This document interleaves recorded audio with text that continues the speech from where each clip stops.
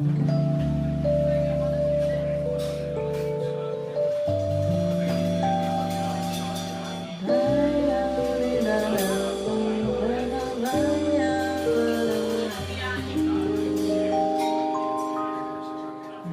che buone seppolline con una bossa de bimbo, ese talmente buone che mangiaria coeazione.